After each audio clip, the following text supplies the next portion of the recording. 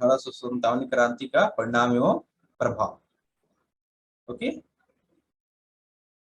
और इस प्रथम स्लाइड में मैंने एक कोट किया है, यहाँ पर देख रहे हो कुछ शब्द लिखे हुए हैं लॉर्ड क्रोमर के संबंध।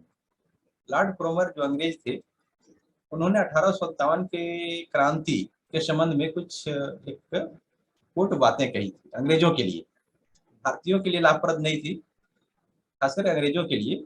और उन्होंने कहा कि काश कि अंग्रेज की युवा पीढ़ी भारतीय विद्रोह के इतिहास को पढ़े, ध्यान दे, सीखें और इसका मनन करें। इसमें बहुत से पाठ और चेतावनियां निहित हैं। यह लॉर्ड क्रोमर का कथन है। इसका अर्थ यह हुआ कि अंग्रेज 1857 की क्रांति से काफी सबक लिए और लॉर्ड क्रोमर आने वाली पीढ़ी को इस क्रांति के बारे में आगाह करते हैं कि भारतीय किस तरह से विद्रोह कर सकते हैं और इससे हमें क्या सीखने की जरूरत है ताकि हमारा शासन बना रहे भारत में। इसीलिए इन्होंने यह बातें यहाँ पर रखी है ना। काश की अंग्रेज की युवा पीढ़ी मतलब आने वाली पीढ़ी भारतीय विद्रोह के इतिहास को पढ़े। जो विद्रोह, ये विद्रोह का से यहाँ पर 1857 क्रांति का ही विद्रोह मुक्ता है, और ध्यान दे, सीखें, इसका मनन करें कि हमने कहाँ गलती किया, कहाँ अच्छा किया, उसमें कैसे उसको सुधार कर सकते हैं ताकि आगे से क्रांति न हो। इस संबंध में लॉर्ड क्रोमर ने चेतावनी दी अपने आने वाली पीढ़ी को। तो यह इससे स्पष्ट करता है कि भारतीयों ने इस क्रांति से काफी सबक लिया था।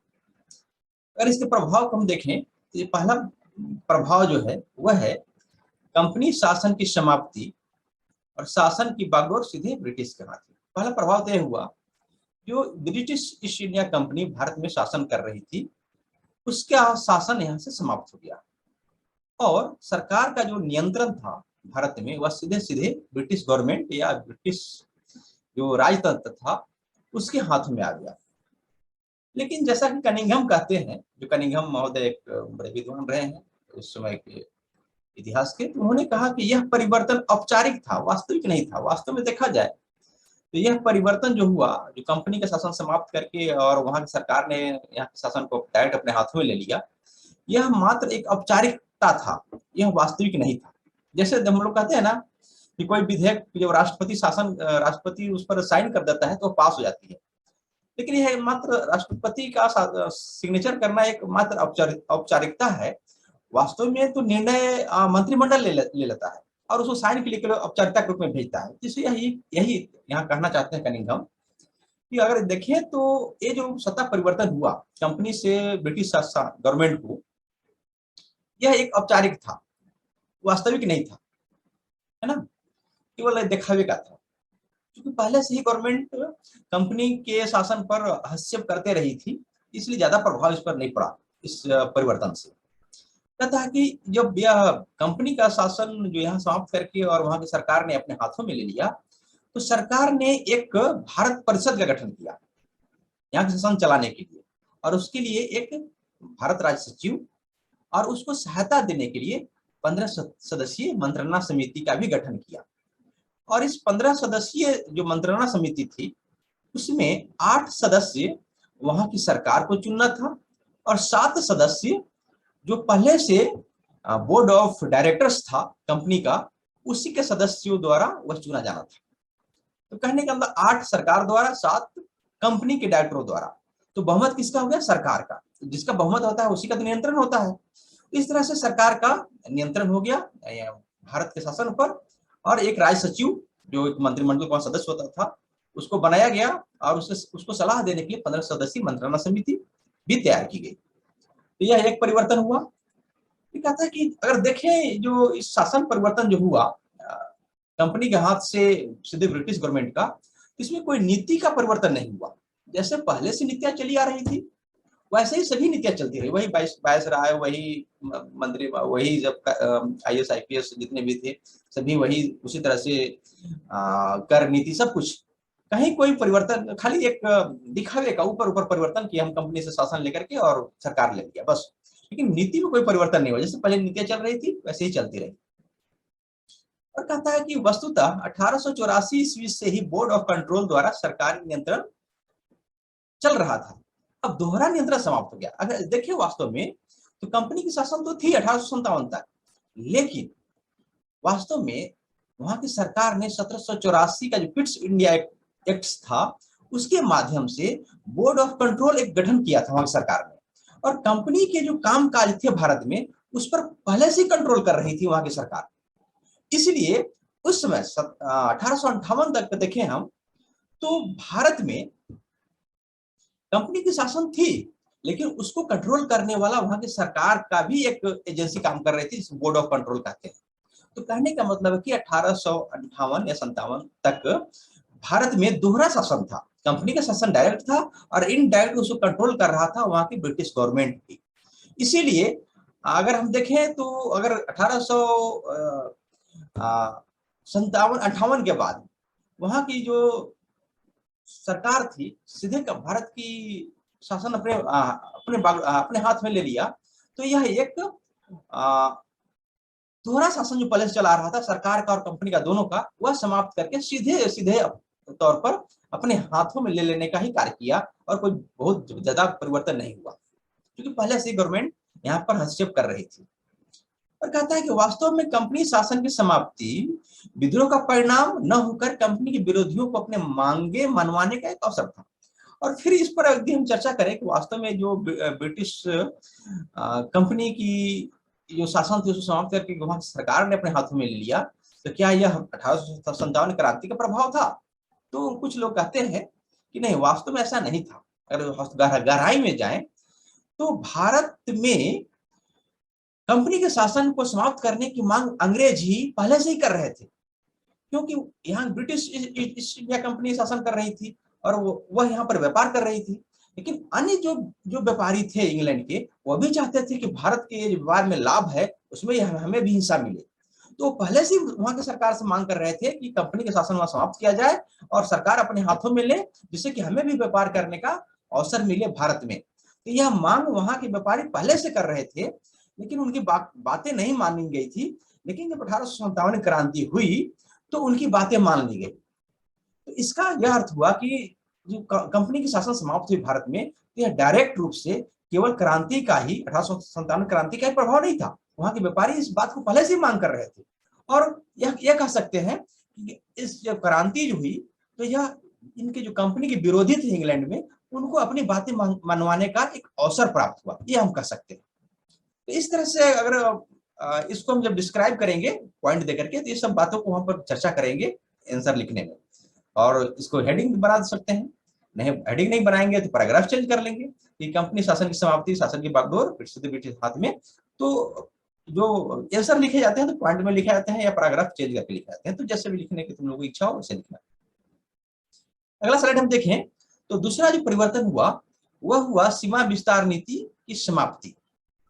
अंग्रेज जो थे पहले क्या कर रहे थे, लॉर्ड डलहौजी या उसके पहले खासकर लॉर्ड डलहौजी ने तो हद कर दिया, सब देशी रियासतों को अपने मिला रहा था, साम्राज्य विस्तार, अपनी जो सीमा विस्तार की नीति खूब अपना रहा था।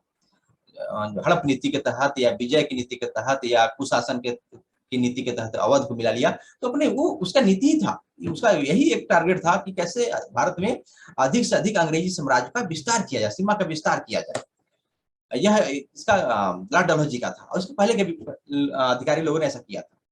लेकिन 1857 की जो क्रांति बहुत पुरजोर हुई और भारत अंग्रेजों की यहाँ पर जो शासन थी उसकी नींव हिल गई, तब अंग्रेजों ने विस्तार की नीति को समाप्त कर दिया। बोला कि नहीं, ये जो विद्रोह हुआ उसमें चूंकि देशी रियासतें, जमींदार, सामंती सब भाग लिए थे, तो उन्होंने देखा कि नहीं, इन लोगों को अपने साथ मिला करके रखने में ही फायदा है। इसीलिए और बहुत सारे जो देशी रियासतें थी अंग्रेजों को यहाँ पर विद्रोह को दबाने में सहायता भी की थी। तो उन्होंने अंग्रेजों ने सोचा कि यहाँ देशी रियासतें यदि रहेंगी हमारे साथ तो वे हमें शासन करने में सहायता करेंगे या कभी विद्रोह को दबाने में सहायता करेंगे, जैसा कि 1857 में किया। इसीलिए उन्होंने अब उनको नाराज करना नहीं चाह रही थी और इसीलिए सीमा विस्तार की नीति को समाप्त कर दिया अंग्रेजों ने। और कहता है कि उन्होंने वादा किया कि स्थानीय राजाओं के अधिकार, गौरव, सम्मान को अपने सम्मान ही संरक्षण का वादा उन्होंने अंग्रेजों ने किया। बोला कि आपका जैसे यहाँ जो स्थानीय राजा थे, महाराजा थे, सामंत थे, जमींदार थे, उनको कहा कि जैसे हमारा जो ब्रिटिश राजतंत्र है, ब्रिटिश के राजा और रानी है, उनका जैसे सम्मान है, गौरव है, उसी तरह से आपका भी सम्मान, अधिकार और गौरव की हम रक्षा करेंगे, आपको हम अपने राज्य में नहीं मिलाएंगे, इस तरह से उन्होंने वादा किया। और साथ ही साथ अंग्रेजों ने 1857 क्रांति पर जब कब्जा कर लिया, उसको समाप्त कर दिया और अपने शासन को पुनः स्थापित कर दिया, तो जितने हत्या के दोषी थे, अंग्रेजी प्रजा के हत्या के जो दोषी थे, उनको छोड़ करके सभी को माफ कर दिया। जितने विद्रोह में शामिल थे सभी को बोला कि सभी को माफ है, लेकिन जो हत्या किए हैं केवल उन्हीं को सजा दिया गया, बाकी सभी को माफ कर दिया। फिर कहता है भारतीय रियासतों को साम्राज्य के प्राचीर के रूप में बनाए रखने का सिद्धांत अपनाया गया। अब अंग्रेजों ने देखा कि नहीं, भारत में शासन करना है तो यहाँ के जो देसी रियासतें हैं उसको अपनी तरफ मिलाओ, और जब विद्रोह हो तो उसको दबाने में उनकी सहायता लो। कहने का मतलब एक अपने प्राचीर के रूप में, अपने एक बाउंड्री के रूप में उनको रखो, माने एक बाढ़ के रूप में रखो। इसीलिए अब देशी रियासतों को उन्होंने छेड़ना शुरू खत्म कर दिया, उनको समाप्त करने का जो नीति था उसको बंद कर दिया और उनको अपने तरफ मिला करके और यहाँ के शासन को सुचारू रूप से चलाने में उनकी सहायता लेने की नीति अपना लिया 1857 के विद्रोह के बाद अंग्रेजों ने। और क्या किया कि तालुकदार या जमींदार को या तालुकदारों को राजभक्ति का प्रण लेकर पुनः स्थापित किया। और बहुत सारे तालुकदारों को, जैसे अवध में क्या कहा गया था कि जितने भी जमींदार हैं, तालुकदार हैं, वो भूमि का उनका मालिक है तो उसका दस्तावेज दिखाइए। दस्तावेज उनके पास था नहीं, बहुत साल हो गए थे, खत्म हो गया था, भूल गया होगा, फेंका गया होगा, बर्बाद हो गए होंगे, तो दिखा नहीं पाए तो उनकी जिम्मेदारी अंग्रेजों ने अपने जब्त कर लिया था। तो उन्होंने विद्रोह में शामिल हो गए बहुत सारे तालुकदार अवध में और अन्य जगहों पर भी। तो अंग्रेजों ने उन तालुकदारों को जिनकी जमींदारी जब्त कर ली थी, उनकी जिनकी भूमि अपने अधिकार में ले लिया था अंग्रेजों ने, उनको पुनः उनकी जमीन लौटा दिया, तालुकदारों को, जमींदारों को, और उनको राजभक्ति मतलब कि अंग्रेजों का समर्थन करने का प्रण लेकर के पुनः उनको अपने अपने क्षेत्रों में स्थापित कर दिया, जमींदार और तालुकदार बना दिया। और जब भी इसके बाद इन तालुकदारों ने और जमींदारों ने हमेशा अंग्रेजी राज का समर्थन किया और यहाँ के कभी किसी तरह की जो विवाद उत्पन्न हुए तो उसे दबाने में अंग्रेजों के दायां हाथ के रूप में काम किया। यह एक बहुत बड़ा अंग्रेजों के यह जो नीति हुआ, ये फायदेमंद हुआ अंग्रेजों के लिए। फिर कहता है कि सामंतवादी और प्रतिक्रियावादी तत्व साम्राज्य के विशेष कृपा पात्र है। मतलब साम्राज्यवादी और प्रतिक्रियावादी तत्व, ऐसे तत्व जो विद्रोह में विद्रोही नहीं थे, जो अंग्रेजों के साथ मिलकर रहना चाहते थे, तो उन सभी लोगों को अंग्रेजों ने अपने अपने तरफ मिला करके अपना कृपा पात्र बना दिया, भारतीयों को ही। क्योंकि अंग्रेज यहाँ उतनी बड़ी संख्या में थे नहीं, यहाँ पर विद्रोह होने पर संभाल सके, तो यहाँ के जो वैसे लोग जो प्रतिक्रियावादी थे या सामंतवादी थे, उनको अपनी तरफ मिला करके अपने कृपा का पात्र बना दिया ताकि हम इनका सहायता आगे ले सके। और फिर एक नीति का इन्होंने प्रचलन किया, फूट डालो और राज करो।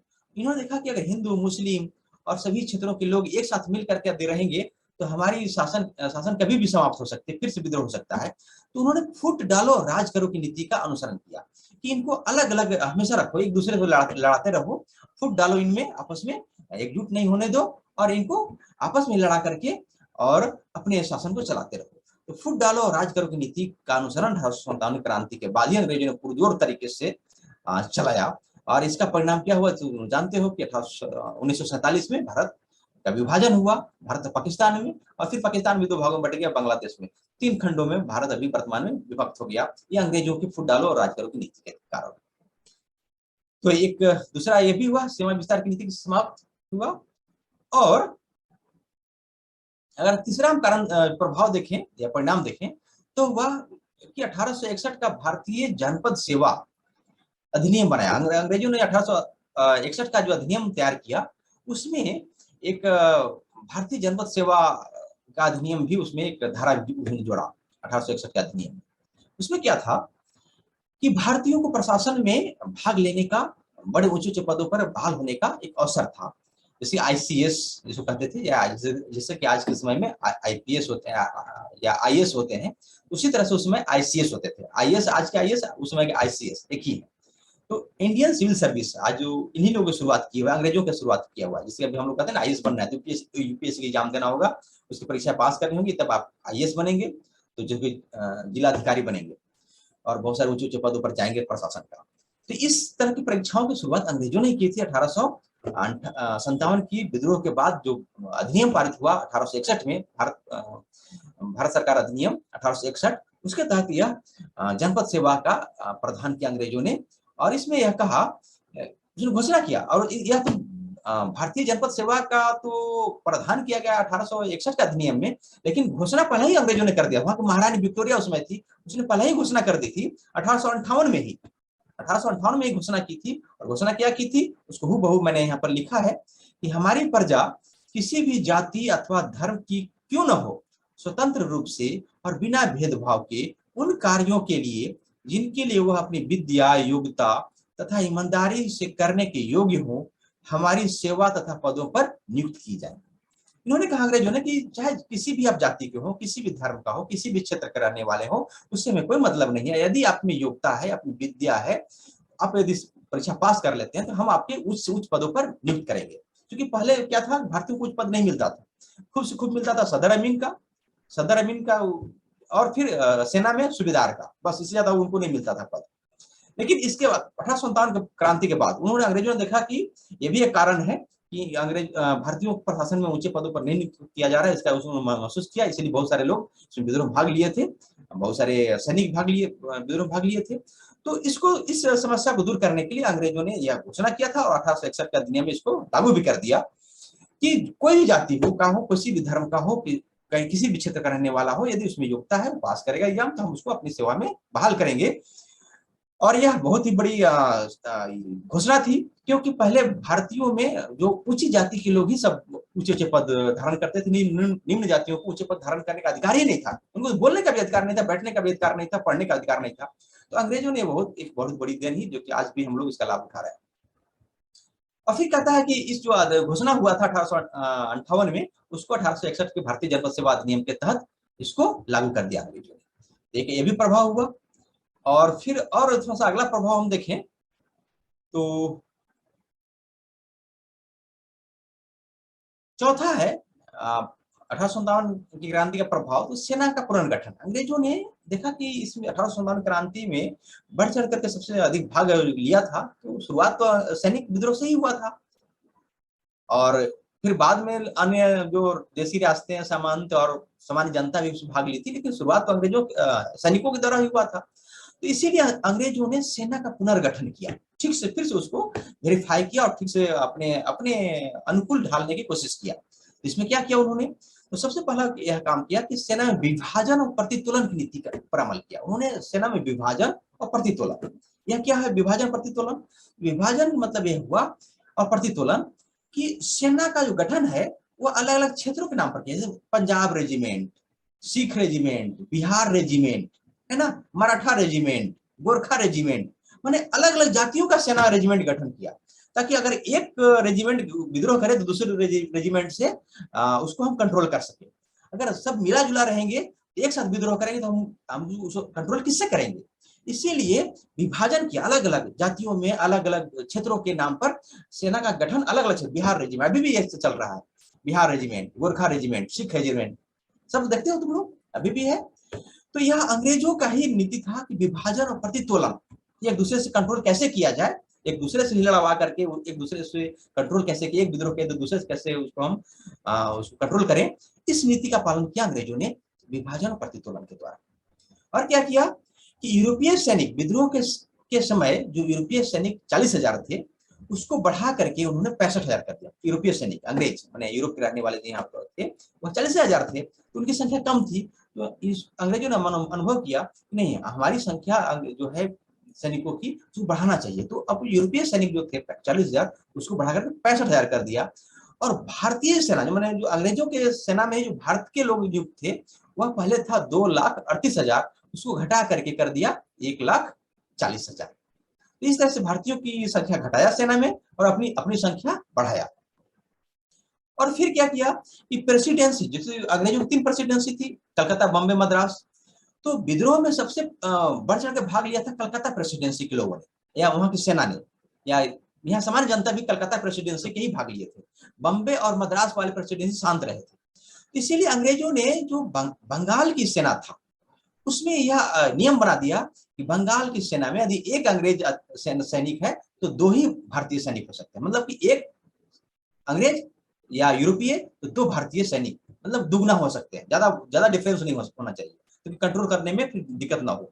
और इसलिए बंगाल में बनाया कि 1:2, एक अंग्रेज पर 2 भारतीय सैनिक हो सकते हैं। और बंबई और मद्रास में 1:3, 1:3 का रेशियो रखा। मतलब एक अंग्रेज सैनिक है तो उस पर 3 भारतीय हो सकते हैं। तो बंबई और मद्रास में थोड़ा सा ज्यादा संख्या रखा, चूंकि पहले भी शांत थे, इसीलिए उनको ज्यादा वहां भय नहीं था, इसलिए उन्होंने वहां पर 1:3 का रेशियो रखा, और बंगाल में 1:2 का, चूंकि बंगाल ने ही विद्रोह किया था, इसलिए संख्या यहाँ पर थोड़ा सा कम रखा। और फिर चूंकि उच्च जाति के जो सेना में भर्ती थे, बंगाल की प्रेसिडेंसी में सबसे ज्यादा उच्च जाति के, अवध के खास करके उच्च जाति के लोग सेना में भर्ती थे, तो उनकी उच्च जातियों से सेना इन्होंने बंद कर दिया। उच्च जाति के लोगों ने कहा कि हम जो इनफिल राइफल का कारतूस, जो गाय चर्बी और सुअर की चर्बी लगा हुआ जो अफवाह फैली थी और मुंह से काटना पड़ता था, उसके विरोध में उन्होंने विद्रोह कर दिया था। तो उन्होंने अंग्रेजों ने यह सीख लिया कि उच्च जाति को सेना में भर्ती करना ठीक नहीं है, कभी भी विद्रोह कर सकते हैं। इसीलिए उच्च जाति के हिंदुओं से उन्होंने सेना की भर्ती बंद कर दिया, और मध्य जाति के लोगों से या गोरखाओं से, गोरखा मतलब जो नेपाल के होते हैं, छोटे छोटे गोरे गोरे होते हैं, तो गोरखाओं से भर्ती ज्यादातर तक इन लोग करने लगे 1857 के विद्रोह के बाद। और फिर कहता है भारतीय सैनिकों का भारतीय सैनिकों से प्रतितोलन करते हुए प्रांतीय और भौगोलिक सीमा के रूप में गठन किया। जैसे मैंने पहले कहा कि प्रांतीय सेना गठन किया और भौगोलिक क्षेत्र के आधार पर काम किया। गुजराती, मराठी, राजस्थानी रेजिमेंट, अलग अलग, बिहारी, सिख, जाट रेजिमेंट, इस तरह से नामों पर इन्होंने सेना गठन किया, ताकि एक विद्रोह करने पर दूसरे से हम उसको कंट्रोल कर सके। फिर कहता है कि सेना एवं तोपखाने में, सेना और तोपखाना, सेना का ही जो तोपखाना था और सेना में जो ऊंचे ऊंचे पद थे, केवल यूरोपीय के लिए आरक्षित कर दिया कि यूरोपीय लोग ही इसमें सेना के उच्च पदों पर रहेंगे।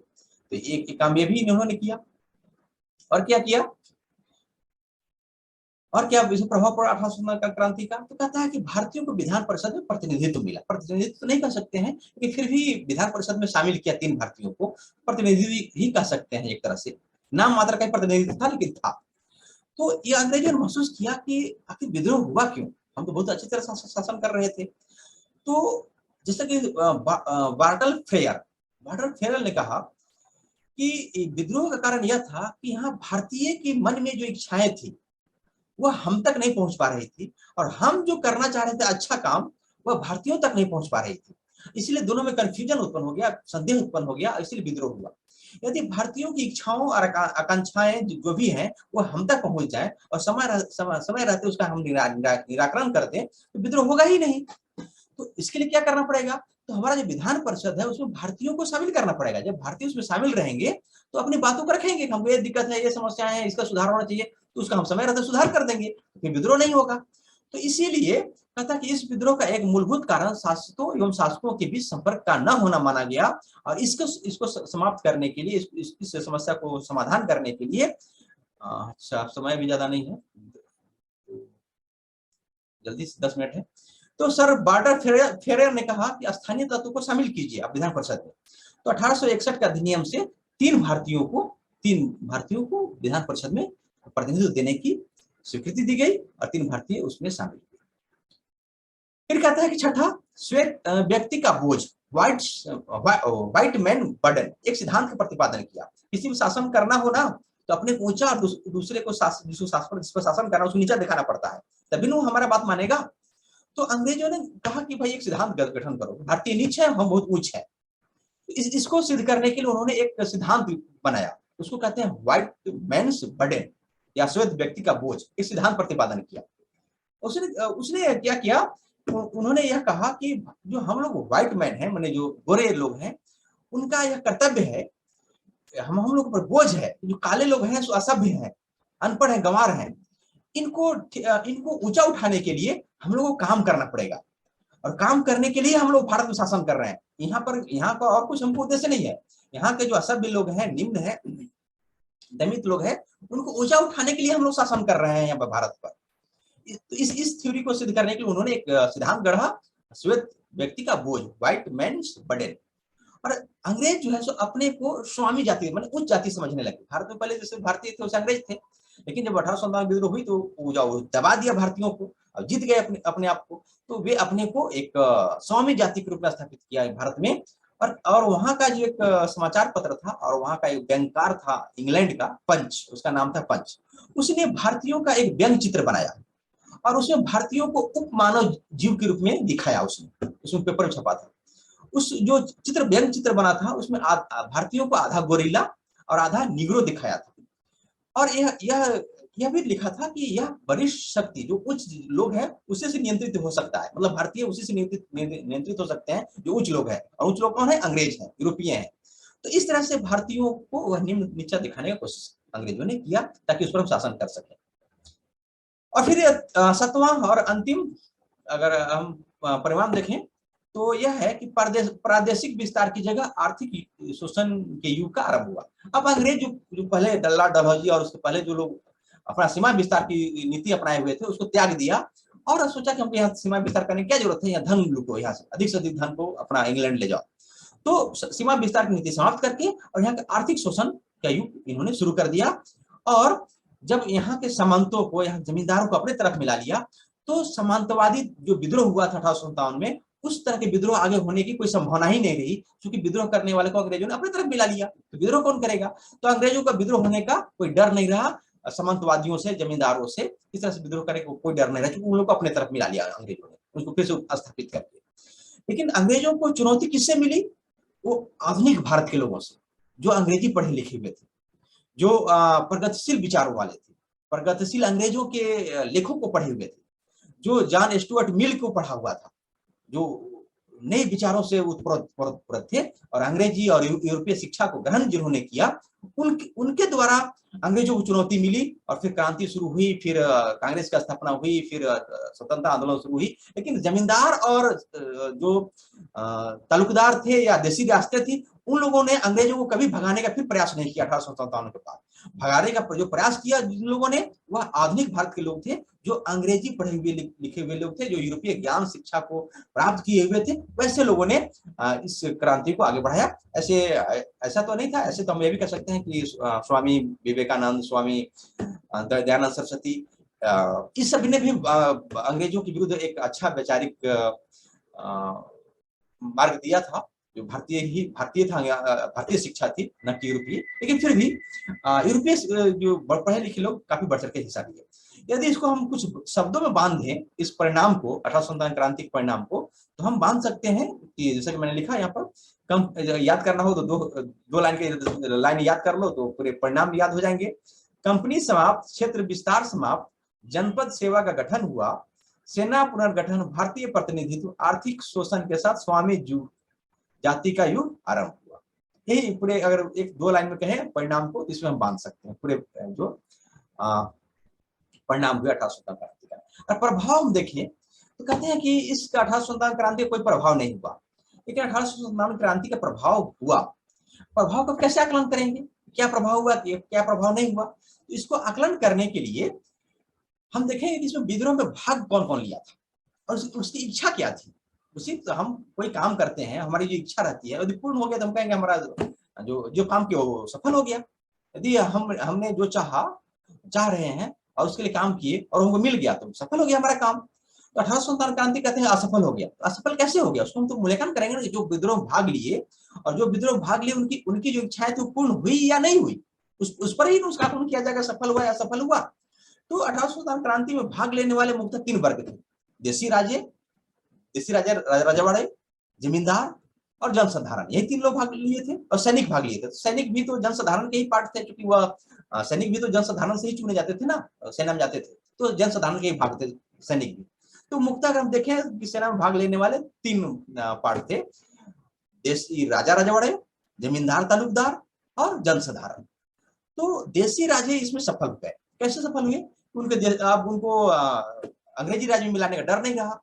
इस विद्रोह के बाद अंग्रेजों ने कहा कि हम आप लोग को अपने राज्य में नहीं मिलाएंगे, सीमा विस्तार नहीं करेंगे। तो उनका उद्देश्य जो था कि हमारे राज्य को नहीं मिलाया जाए, इसलिए विद्रोह किया था। तो सफल हो गए। क्रांति उनके लिए सफल हुई रही। फिर जमींदार तालुकदार, उनकी भूमि अंग्रेजों ने छीन लिया था, फिर उनको भूमि लौटा दिया और बोला कि आगे से हम नहीं लेंगे आपका भूमि। तो फिर वो भी सफल हो गए, उनका भी उद्देश्य सफल हो गया। जनसाधारण जो थी, जनसाधारण का आर्थिक शोषण हो रहा था और धर्म संस्कृति में दखल दे रहे थे अंग्रेजी। सती प्रथा, बाल विवाह, बहु विवाह, बहुत सारी चीजों को सुधार रहे थे।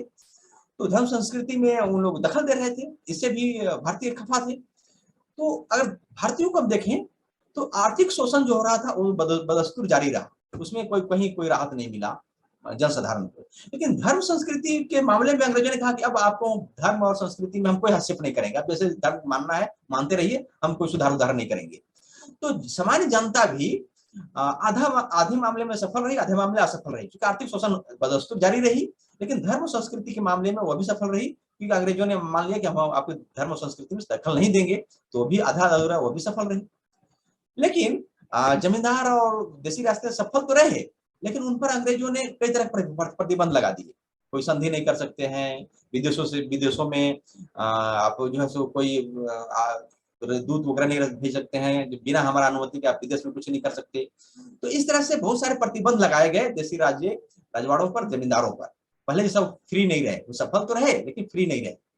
और इस प्रभाव को यदि दो शब्दों में हम बांटे तो हम कह सकते हैं कि रजवाड़ों को राज्य मिला, जमींदारों तालुकदारों को भूमि, आम जनता आर्थिक रूप से बदहाल हुई, धर्म की घुटी पीकर खुश होली। जनता को यही लगा बजलो धर्म में हमारा कोई इन लोग हस्तक्षेप नहीं करेगा, उसी से खुश हो गया जनसाधारण। और फिर कोई विद्रोह नहीं किया, विद्रोह तो हुआ आधुनिक पढ़े लिखे हुए लोगों के द्वारा, क्रांतिकारी, फिर स्वतंत्रता आंदोलन शुरू। इस तरह से 1847 क्रांति को जो परिणाम है उसको मैंने यहाँ पर एक सिलसिलेवार ढंग से रखा। हमें उम्मीद है कि आप लोगों को ये सब सफल हुई होगी समझ, और कुछ पूरे याद नहीं हो ये सब स्लाइड, तो दो लाइन जो लास्ट में जो रंगीन रूप में लिखा है इसमें भी, और इसमें भी प्रभाव और परिणाम में भी, तो इसको याद करोगे तो लगभग एग्जाम में तुम लोग लिख दोगे। तो इसी के साथ आज के पाठ को हम समाप्त करते हैं, और आज के रिकॉर्डिंग को भी मैं